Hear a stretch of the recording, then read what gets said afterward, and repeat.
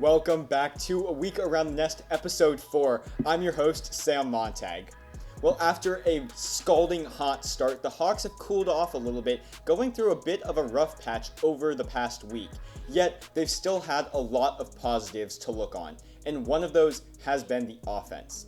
The Hawks still lead the entire league in both batting average and hits, and that is greatly thanks to Charlie Bates. The Stanford Cardinal went through a bit of a rough patch during the mid part of the season, but he has found his legs again, and there is no one hotter on the Harbor Hawks offense. I was able to catch up with him this week in a Hawks View.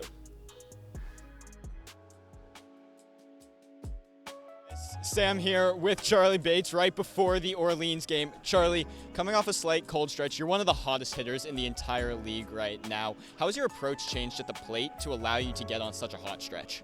Honestly, I've just started simplifying my approach. When you struggle, you tend to think a little bit more, and I think the key right now is just thinking less, to be honest with you.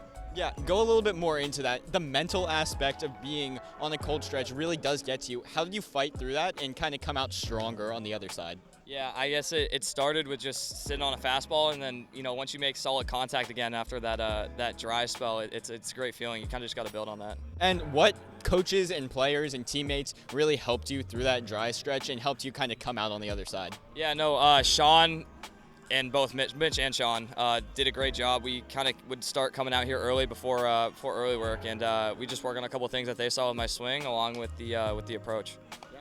And then finally, the team coming off a little bit of a dry stretch, but really showed a lot of motivation against that game in Falmouth.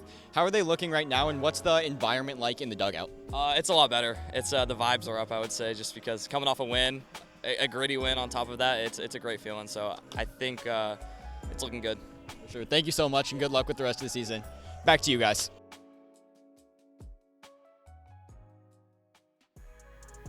Well, as Charlie mentioned, tough patches can bring a lot of mental battles to every player on the team, including the coaches. Well, despite the rough patch, the Hawks still hold on to first place in the Western Division, and that's thanks to a couple of really great plays throughout the week. So, let's send it over to Giovanni Collada and Graham Nash, who have more in the Best of the Nest. Hello everyone, and welcome back to Best of the Nest. We're your hosts alongside Giovanni Collada. I am Graham Nash. Gio, last week we had all defensive plays. This week, though, we've got two offensive to go along with one defensive. We sure do, and let's get it started just as Devin Mitchell did in his first at-bat on Cape Cod. He got off to the fastest start possible.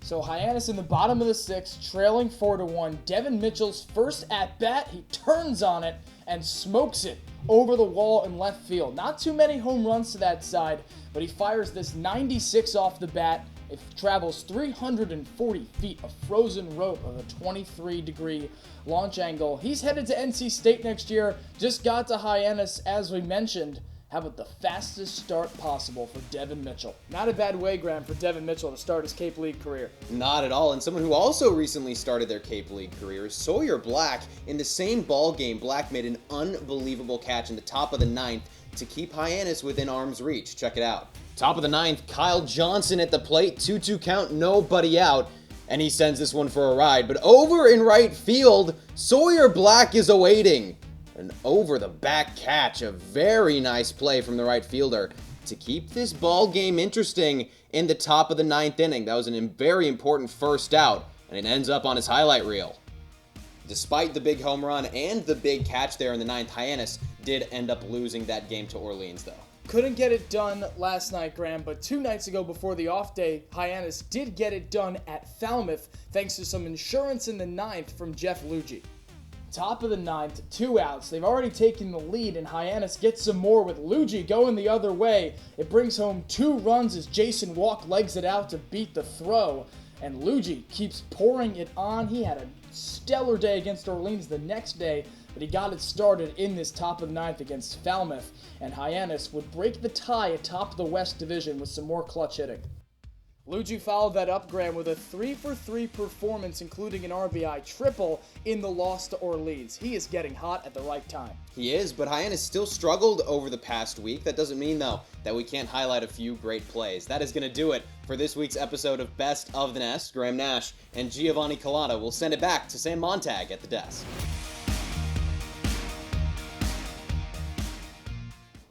Thanks, guys. Well, despite a few losses, the Harbor Hawk pitching continues to work hard night in and night out. Tsubasa Tommy as well as Richie Roman both had great outings for the Hawks this week, as the pitching looks to continue minimizing the free passes and enhancing those strikeouts and fly ball rates. Graham Nash has more about the pitching.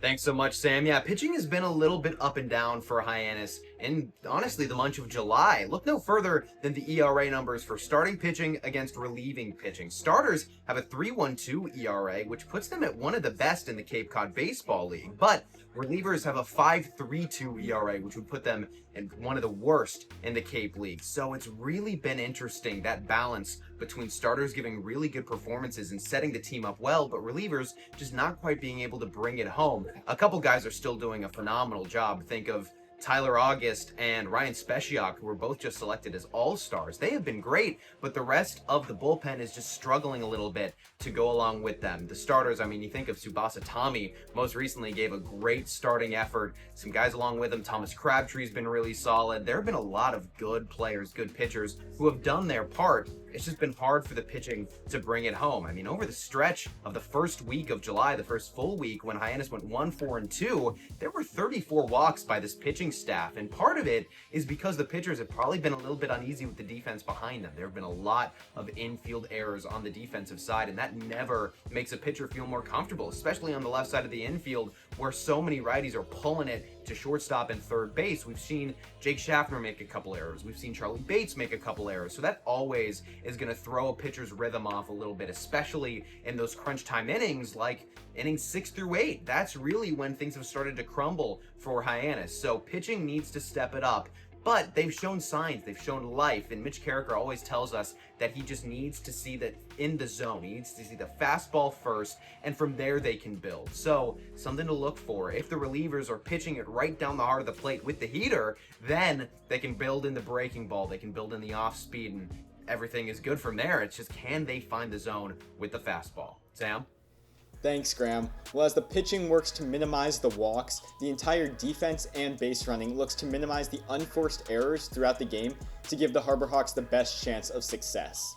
Despite those few errors, however, success has still come to the Harbor Hawks. They still hold first place in the Western Division, and the fans continue to show out every night at McKeon Park, cheering on the Harbor Hawks and supporting them through the dog days of the season.